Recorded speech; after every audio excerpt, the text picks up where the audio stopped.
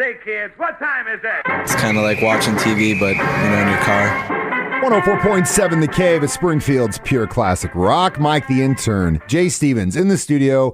Dark Side of the Stream. What a gem we found. Well, we kind of lied to you last time we talked about watching a new show on Netflix called Spycraft, but then late on Friday, or was it Saturday? Was it Saturday? It was Saturday. I think it was Saturday. It was Saturday. Jay texted me in a rush. Bro.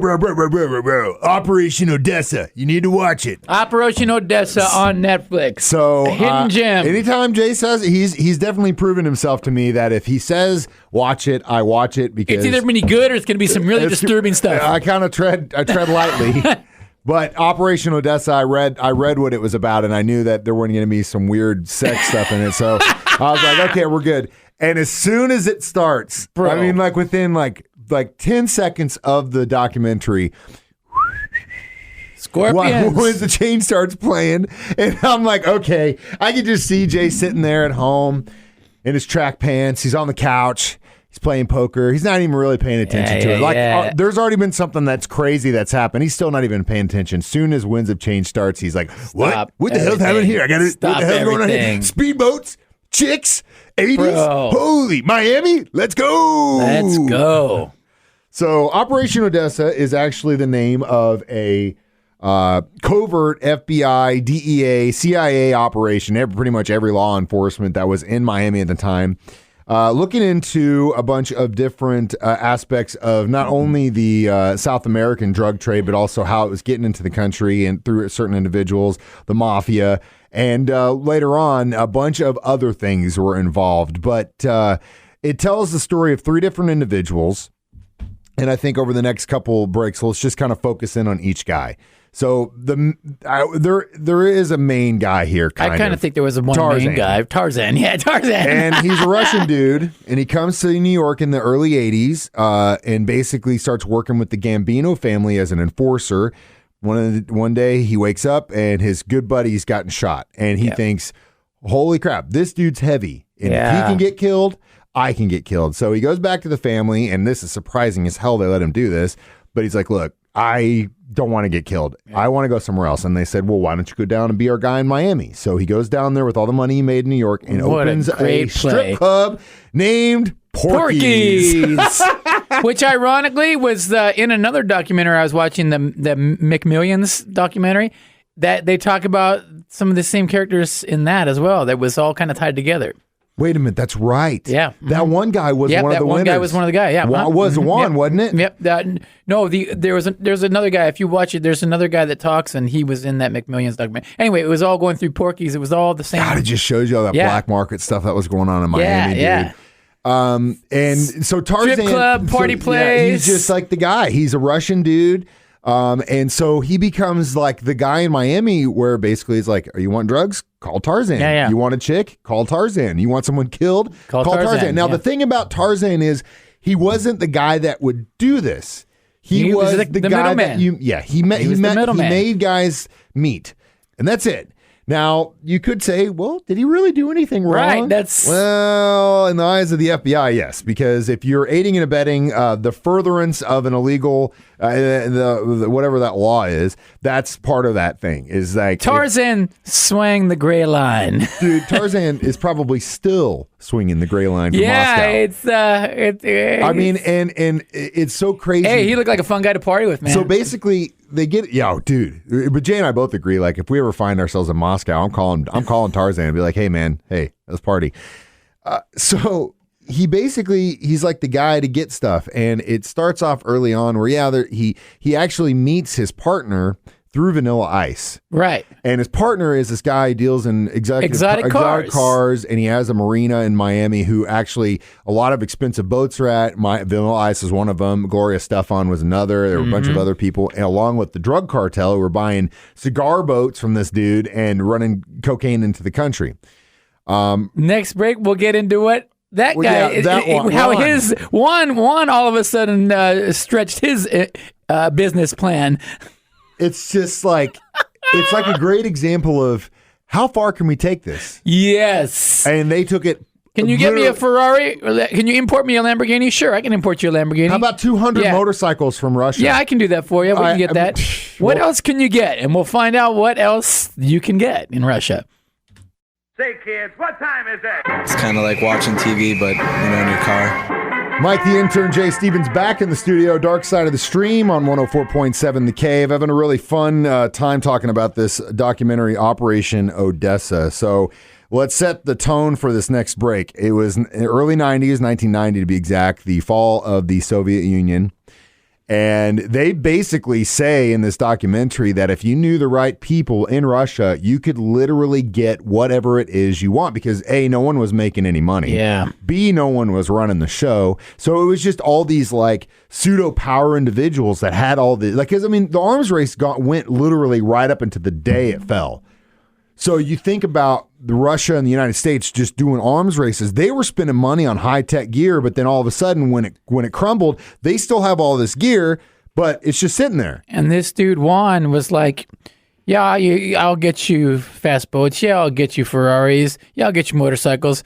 And he would just literally go over to Russia, load up a container of motorcycles, pay, bring it back over here. It was crazy. He was used to, because the black market car thing was kind of how he got into it. He talked about how when BMW came out with a new model, they hadn't really been released to the world yet, and all the Cali cartel guys wanted one. Yeah. So he basically, how he got into this was he flew to Switzerland, got 5 of these vehicles, put them on an aircraft carrier, and sent them back to Colombia. And they were the first 5 people in the world to have these cars, the Cali cartel, because they paid the money for it. He could make it happen. So he meets Tarzan through Vanilla Ice. It's just because, like, it doesn't, you can't, you literally can't write this. That's what I'm saying. The best documentaries are the ones that if you told the story in a Hollywood movie, you'd go, come on, this is way too fake. Nobody's going to believe this, but this is real life stuff. But that's where Vanilla Ice was from. He's from Florida guy, and that's, it makes sense. So they basically start off with a lot of the Cali guys or Colombian guys. So I don't know if it was necessary. It could have been the Medellin cartel for all I know. They wanted motorcycles, and they went out to Russia, and in the fall of Soviet Union's happening, and they basically rent a military helicopter for like $200. They end up like convincing the police that they're like from Moscow and like, government people. They go to this motorcycle factory and they buy 200 of these damn things at like $200 a pop and make a ton of money bringing them back. And the cartel's like, well, you guys can get things done. Yeah. So let's escalate. You know what we want next? Military helicopters, ones that can pull like 10,000 kilos. Yes, we want you to go to Russia and buy helicopters. So they're like, okay, so we'll do Tarzan calls somebody. And they find somebody, and they go back and they organize this deal. I think they got these helicopters for like under $1 million. I mean, they say that if you could, like now, if you were to buy one, it's like 10 million, but they were able to get these things for under $1 million. So their cut was pretty big because the cartel's like, we'll pay this, you make it work. And so they're like, we can undercut these guys. Yeah, whatever and make we can more get money. it for, we're making money. So Juan and Tarzan go out there. They get the helicopters. Juan leaves. Tarzan stays to make sure they get out of there. They're about to fly off the tarmac in Russia. Then all of a sudden, the mafia shows up. And they're like, whoa. They're shaking them down. We're not getting paid for this. Who said it was cool for you guys to take Russian helicopters out of this country, and why didn't we get paid? So instead, at the time, I bet Tarzan could have said, yeah, what do you want? We'll pay. Right. Because they had made so much money. But instead of saying that, I can get you cocaine. He goes, I'll get you cocaine. I know Pablo Escobar. And at this point, I'm like, did he really know? No, he didn't know. He calls Juan, who then pretends to be Pablo. Hey, Pablo, can you come back to Moscow and negotiate? Flies out there and pretends to be Pablo Escobar, Juan, bro. Yeah, Juan, who is white as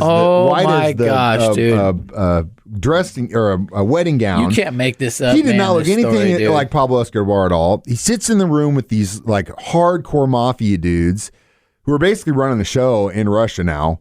And says, okay, what do you want? And they go, well, what can you get us? And he goes, I don't know. It just depends on what the product. And they go, 50 kilos. He's like, 50 kilos? You're wasting my time. What the hell are you doing flying me out here for 50 kilos? So he basically sets up a deal to deal cocaine. Bluffing the whole time. And they set it up. Yeah, and they go, okay, we'll take more. That's what we'll do. And then they start taking pictures with him. Yes, we're with Pablo. Escobar.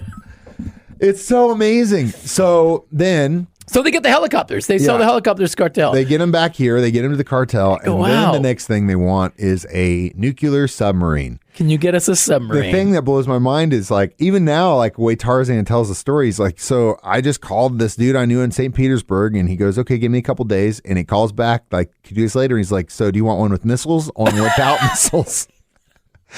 And then they fly him out. They meet these like 5-star general dudes in Russia. Tour the base. The sauna story was great because I wasn't aware of this. If you're ever in Russia and you're doing a deal with the mafia or I guess in the military, after you close the deal, they will expect you to go to a sauna where you will take off all your clothes and enjoy a sauna together because in their eyes, that way you see them as they are. Now, the best deals are made completely naked. Yeah, I guess that's true. The next guy we're going to talk about, our next subject, Tony, didn't want to have anything to do with this. He's like, I'm not doing it. But Tony at one point, is the legit and Tarzan's gangster. Oh, dude, Tony is the best guy in this whole documentary. I guess not really, but we'll get there. Tarzan comes out in the middle of the sauna and he looks at Tony. He's like, you got to come in here, dude. These guys are like, where's he at? And he's like, I'm not doing it. I'm not getting naked with you guys. South American culture, when it comes to certain things like that, completely different than Russian culture. It's just different culture. And the way Tony tells these stories, like he's just a really good storyteller. But cold gangster. And who knows where he is because you're meeting him on like an airplane somewhere in South Africa. Is where it says. Yeah. Man. So at one point, Tarzan comes out to Tony. He's like, all right, well, if you're not going to go in there, these guys are. He's like, what? He's like, they'll sell us a nuclear bomb. They'll sell us an atom bomb. I don't want a bomb. And Tony's like, what are we going to do with the bomb? And he's like, I don't know, man, but we can get one. I'm going. And he goes back in the sauna. And he goes back in there to party. Think about it. He goes, think about it, man. Yeah. So now you've met Tarzan and Juan, who I guess at the end of the documentary said they're still doing business together, even though they probably shouldn't be. We'll meet the third and final character in this trio of amigos. Tony next, Dark Side of the Stream on 104.7 The Cave. Say, kids, what time is it? It's kind of like watching TV, but, in your car. Jay Stevens, Mike the Intern, Dark Side of the Stream on 104.7 The Cave, discussing Operation Odessa, Netflix documentary. Hidden gem, boys and girls. Very good documentary. Now, we've met Juan, we've met Tarzan, let's meet Tony. If you've ever seen the movie Scarface, it starts off with a bunch of people getting let into Florida off of refugee boats. Yeah, talk about the American dream. Well, Tony thanks President Jimmy Carter for allowing that to happen because he said that I got off this boat, and it's just like Scarface, man. I mean, it's literally the same thing. Gets off this boat, he looks around, he sees Ferraris, beautiful women, and just money. And he goes, I want to do that. I want that. And he said that the first thing he bought was a 357, and then within a year, he'd already sold his first $1 million in cocaine. Yes. So this dude was from Puerto Rico, right? I think he was Puerto Rican, something like that. Anyway, he was the connection between the cartels and Juan and Tarzan, and he was a drug runner, and there was a lot of things that he was involved in. Still to this day, wanted by the FBI. They still don't know where he is. Wanted by the cartel. Yeah, and we'll get to that in a second. But Tony, it's so funny because they set it up, Juan and Tarzan, the guys. They're like, you're never going to get him to talk. Hey, you're never going to find him. He's like, no, Tony, no way. He's never going to talk. Tony's not going to talk. And Tony was the best talker of all. Tony was the best interview out of all of them because the way he talks about these guys, and he tells it like it is. The funniest stories he's telling. Oh my God, it's so good. It's so good. His passion. Yeah, he just knew what he wanted to do. So he gets involved as the kind of go-between the cartel and the guys that can get stuff. And, when they want something, he goes to Tarzan, who he's become really good friends with. And Tarzan just must have just been that guy like everyone wanted to be friends with. I want to party with him, dude. Like, it would have been great. But it was funny at one point, the guy who ran Porky's was like, because the mafia kind of set him up with a guy from Brooklyn, and that's actually how they ended up getting that's busted. The guy I'm talking about, the Brooklyn guy. That's the one in McMillions. The Porky's guy? Yes. Really? You know what's funny about that is he's the one that said, I kept telling Tarzan, you got to stop. You're taking your daughter to kindergarten in a limo? Yeah. You're wearing Versace leather jackets. Come on, dude. He was and that's how they ended up getting him. They sent another dude from Brooklyn who was an undercover agent, gave him a cell phone and said, hey, this one will be free. Use this. And the dummy used They all knew it. That was trapped. He just kept using it. At one point, they get him on a conversation and say, hey, drop that phone, you moron. Start paying your own phone bills. Like, dude, it's so dumb. It's funny, but it's, again, a couple of guys who really weren't professional criminals. They just knew how to get stuff and took it far. Man, did they just ran it and...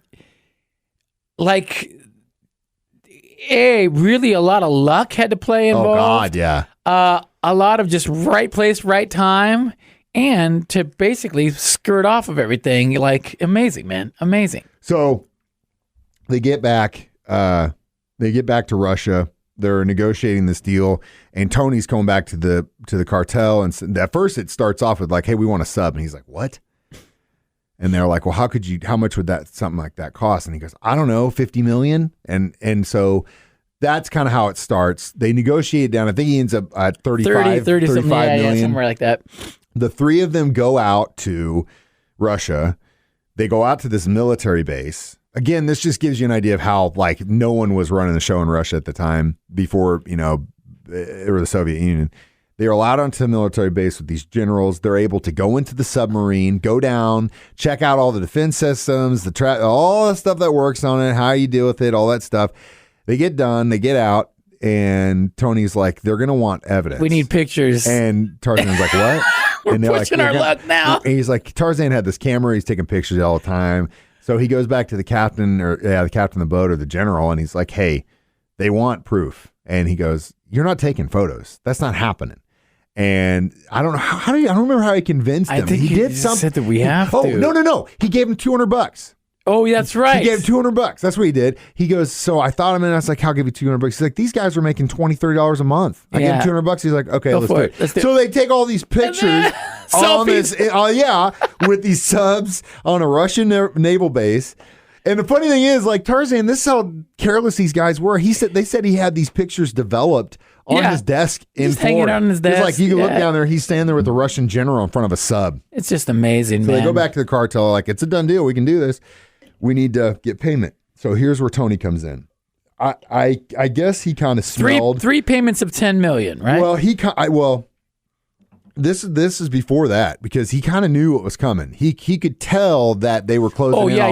He knew that the writing was on the wall. That he knew that they were being down. careless. He liked him, but he also knew from being a professional that these guys were being careless and eventually they were going to get busted. So he didn't want any part of that, but he wanted to set himself up. So he goes back to the cartel, and the balls on this guy you couldn't even fit him into this station for pulling something like this off. And he goes to the cartel and he says, yeah, it's a done deal, $35 million. And they go, okay, we'll give you 30. Wait, no.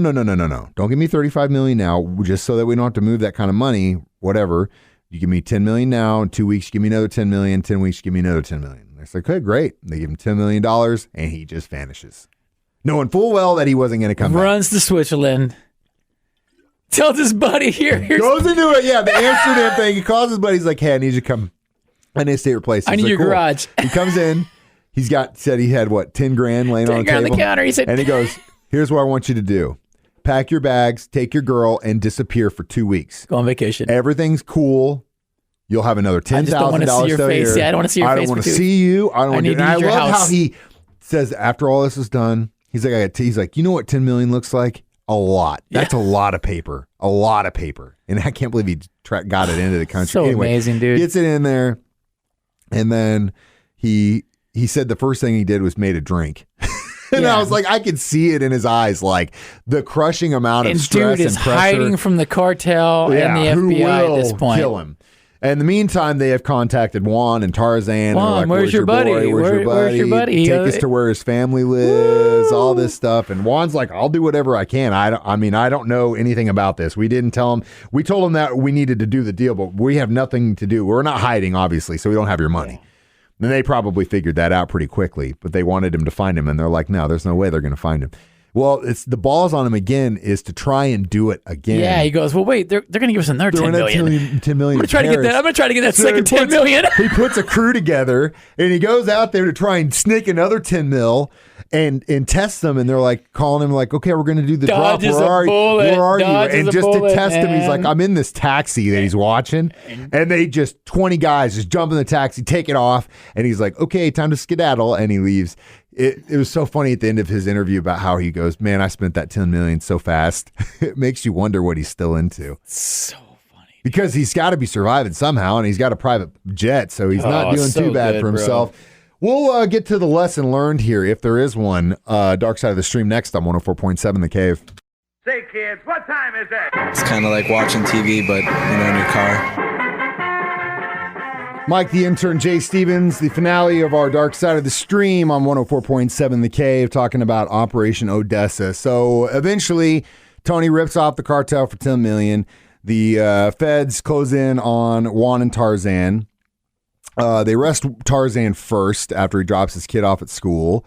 And they initially get him to flip. Basically, he didn't want to lose his kid, and they use that against him, which, they sometimes do. And he flips on Juan, who they then go after, but then they end up getting the case thrown out against him, so he walks scot-free. Tony at one point says, I was going to give them a little windfall because they were my friends, but I ain't giving them no money to that rat because he ratted out on him. I'm like, dude, OD to the core, man. But Tarzan got basically kicked out of the country. He's now living in Moscow. Juan is, I believe, still in South Florida. Still doing his thing. Man. He says he still works with Juan. They're still friends. Tony still, I'm sure they still talk. Tony's still kind of just going wherever he can, and just a crazy story that these individuals live. Yeah, amazing tale. It's like Motley Crue, but a bunch of cons, like the luckiest dudes alive. Luckiest con man alive. So great documentary. Watch it. 2 thumbs up from me for sure. I know 2 thumbs up from Jay as well. Operation Odessa. Now I think we should try and do Spycraft next, unless Jay finds another gem. I find another hidden gem, guys. Hey, man, that's the way Dark Side of the Stream works. Jay patrolling the deep end of Netflix. And we're going to get even more professional because I'm going to say subscribe to our podcast if you haven't already. That's so great. That's what they say, right? Yeah, subscribe, subscribe, share our podcast, guys. Get your friends to watch it or listen to it. Whatever. We're trying to make this thing work. So Dark Side of the Stream, 104.7 The Cave.